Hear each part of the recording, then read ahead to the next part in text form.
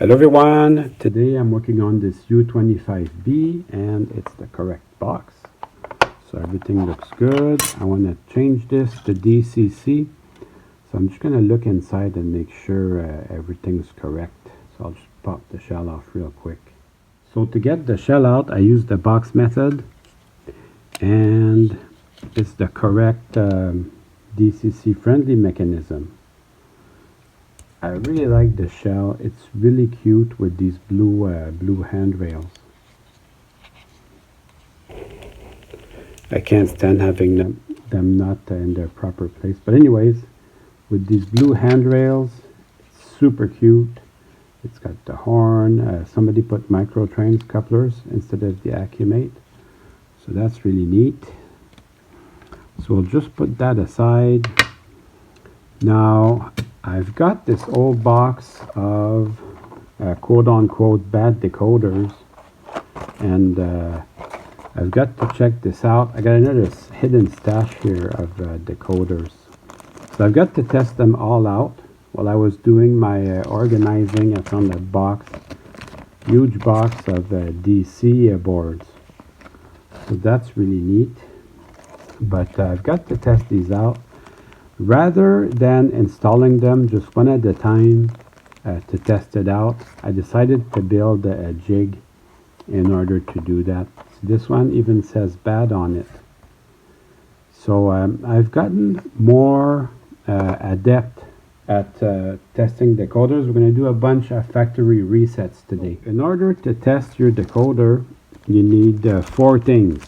You need the 2 leads from the track, and you need to have it hooked up to a motor.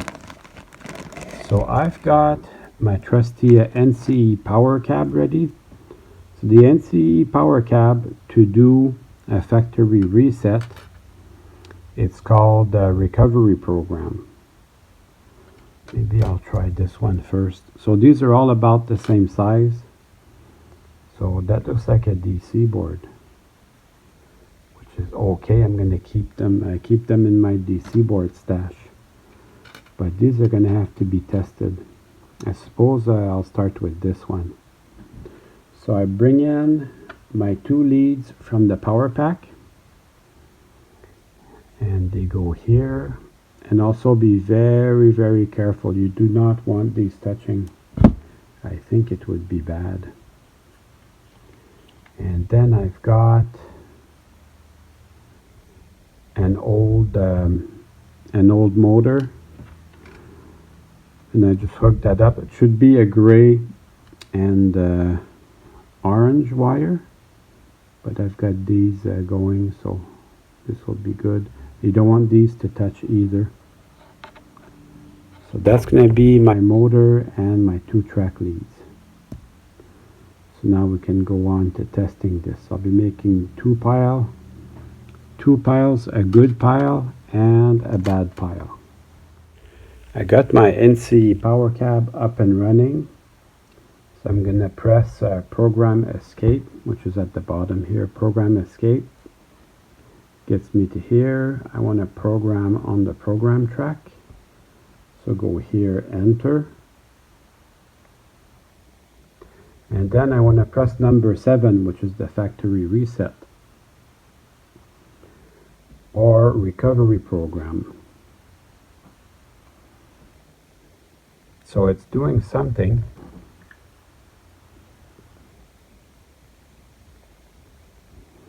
It's working away here.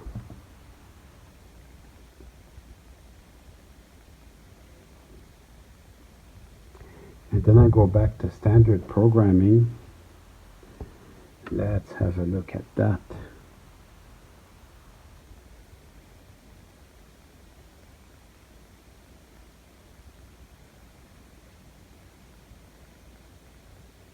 If I have to wait too long like that, that tells me probably it's bad. So that's going to happen. That's one of the bad decoders. So we'll move on to the next one. Let's try this one. Maybe I get more lucky. So I go escape, program track, enter, and then recovery program, which is 7, and then yes. You can see the motor's turning a bit. This is going well. It's going through its paces. Somehow the decoder feels the motor there. I don't know how that works. I think they call that back EMF. So standard, perfect.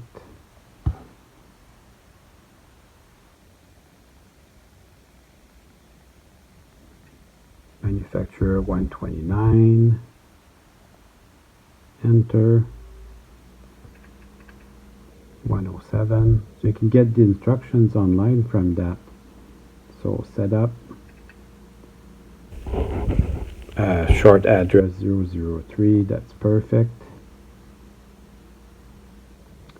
Activate this address for sure.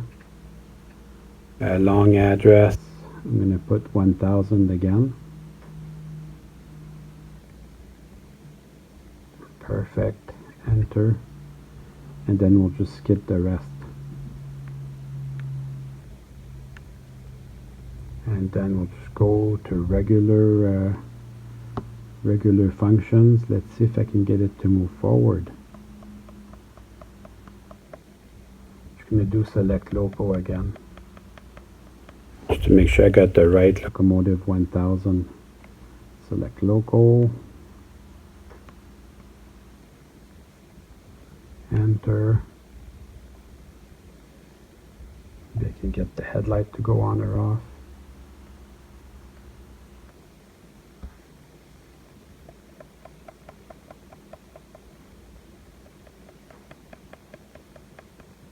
I'm going to do the exact same sequence again, just to be sure. Okay, I got it to run. So if I add a couple of notches, it'll run. And then let's try reverse.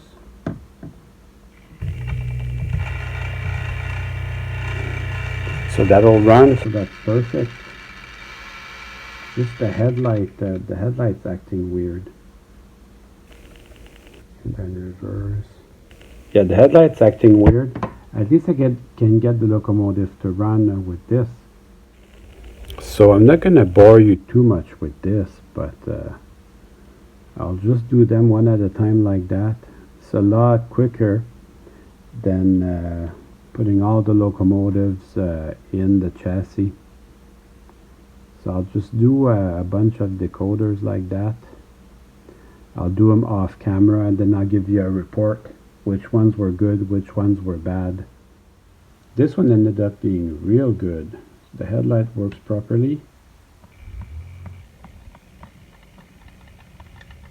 And the motor turns as it should. So this one is the one I want to use. We have a winner here.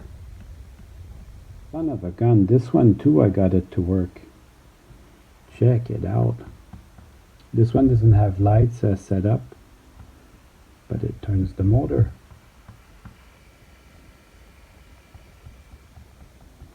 Sweet. These three are gonna kind of work even though the lights are a little bit odd on them.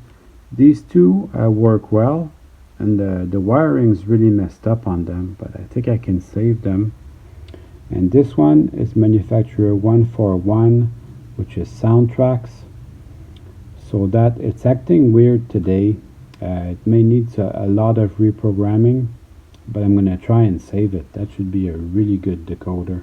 I'm a bit under the weather today, but I'm still going to want to play with my trains. So I've got my good decoder, and I've got my good drive system. I am going to want to clean this though. We're gonna go ahead and clean this up. I'm gonna be mindful of the direction that these are placed. So as I take it apart, I'm gonna be careful and keep this to where they were. So remove the two little nuts on the other side, and then that's gonna be enough probably to release the two trucks. I like these silver trucks, they're really neat. So yeah, I removed them carefully. I take my time. And that looks good. This one needs some unwinding a little bit more.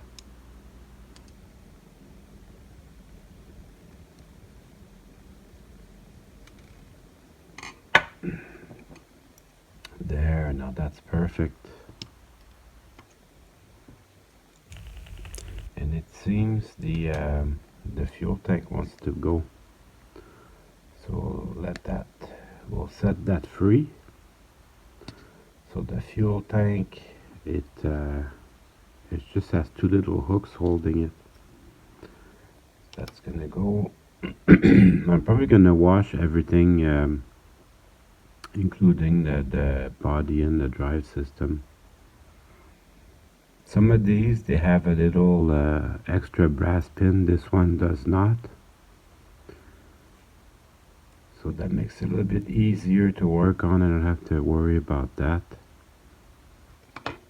So my two insulators there, I'll keep track of these because you need them.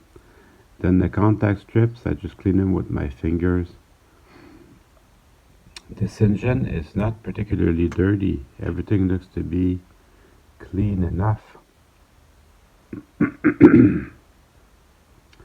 But since I have it out, I am going to give it just a little bit of lubrication. I use Label 108 because it's a very light oil. I find that because it has less viscosity, it's easier for all the gears and the trucks to turn. And this has very little donuts here. That's basically your engine cradle. So you want to keep track of these, make sure they're exactly where they should go. And then we'll remove this board. Actually no, because I'm going to clean everything and then test it, and then I'll remove the board. That is the plan for today. And since we're converting it to DCC, you have to put a little bit of kept-on tape here. You can put a lot of kept-on tape, but here it's very important. If the motor touches the frame, it's going to create a short, and that would be bad. You want to get at least a little bit on both sides like that. Then I'll clean the wheels. That is the power trucks is where power is made and where power is lost. This one looks pretty good, I have to admit. That should be a real trooper once I'm done with it.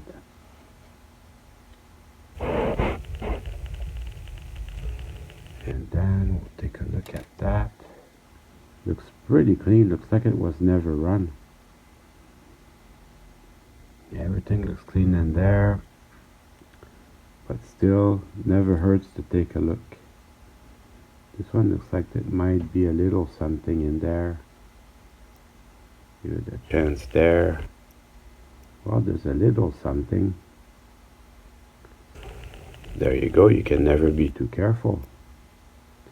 I am glad I took this apart to clean it. And then I'll check the wheel gauge. I do that more and more. This one looks pretty good, but we'll still test it out. This looks great actually. No problem there at all. And then I'll just take everything apart and I'll put it under my toothbrush and some dish soap.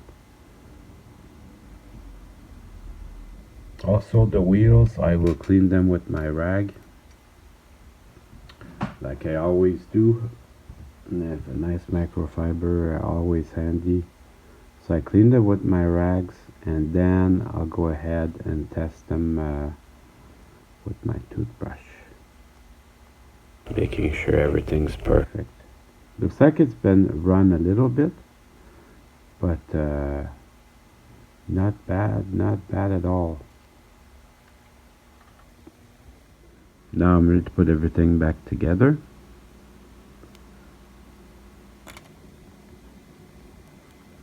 And then the two little contact strips.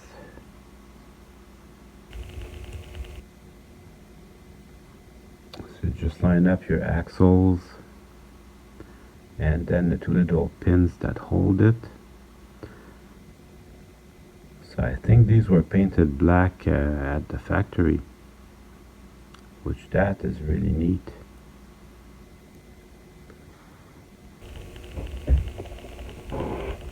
Obviously you want black paint only on the one side.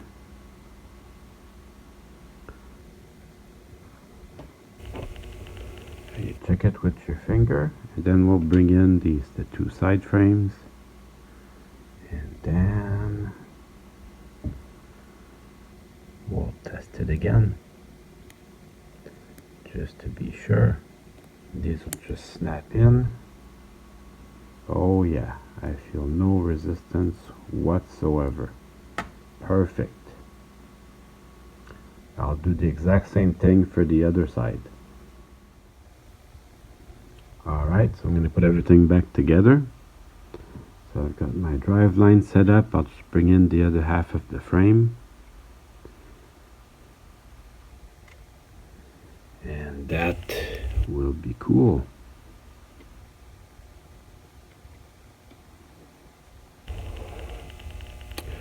So I think I'm looking pretty good. Everything's really lined up. And then I'll just start my screws. I just start them like maybe a quarter of a turn.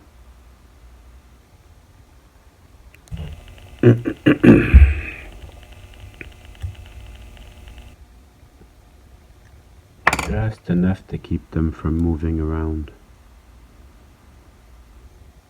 And then the same for the other side. I'll just start them. Maybe I'd like to take a better look at this little hex nut. There was a little bit of flash on it, but nothing to write home about. But still, since I have it in my hand, may as well take care of that. So I'll just start my screws, just enough to have a little bit of slack, so I can bring in my trucks. And then I'll bring in the two trucks.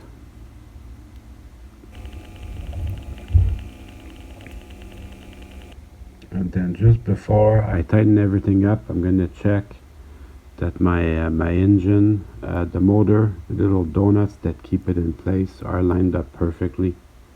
And then I'll tighten everything up. Everything looks real good. I'm going to go try it on the track. And if that passes my expectations, then I'll put the DCC board in. Alright, let's give it some power. Runs good at slow speed, and it runs good at mainline speed. Now DCC no sound might not be a lot of fun, but if you put it in a consist with an engine with DCC and sound, then everything changes. Now I'll just switch out the board.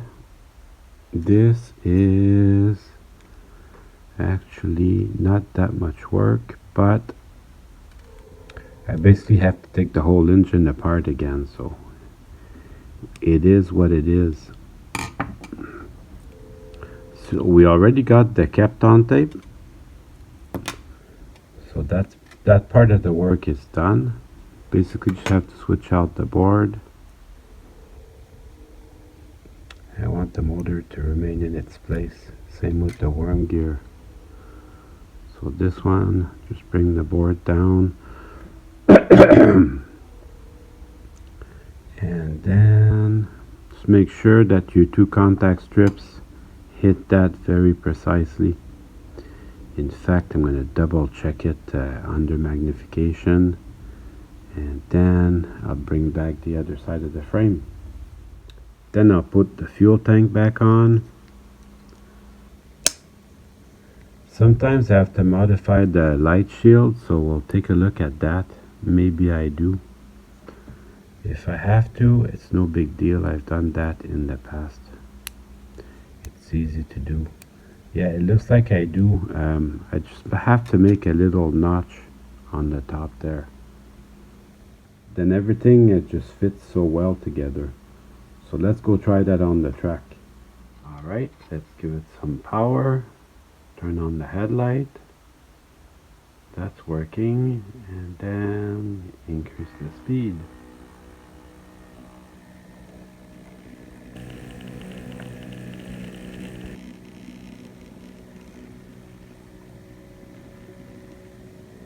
So that's working. And then change direction.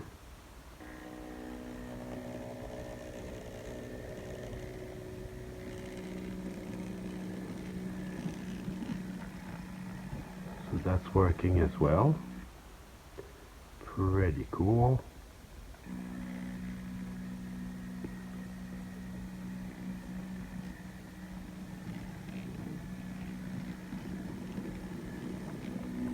Awesome. Now I can put the shell back on. That should go back under there. Perfect. And now it's time to run some trains. Now you see, if you consist this with an engine with DCC and sound,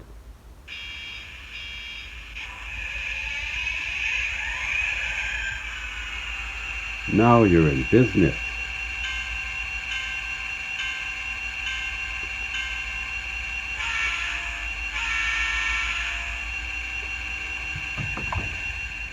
Well, I hope you enjoyed the video.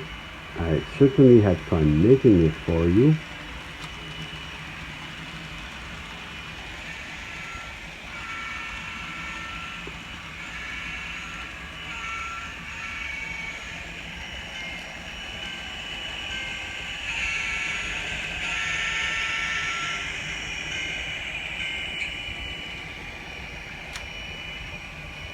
See you soon.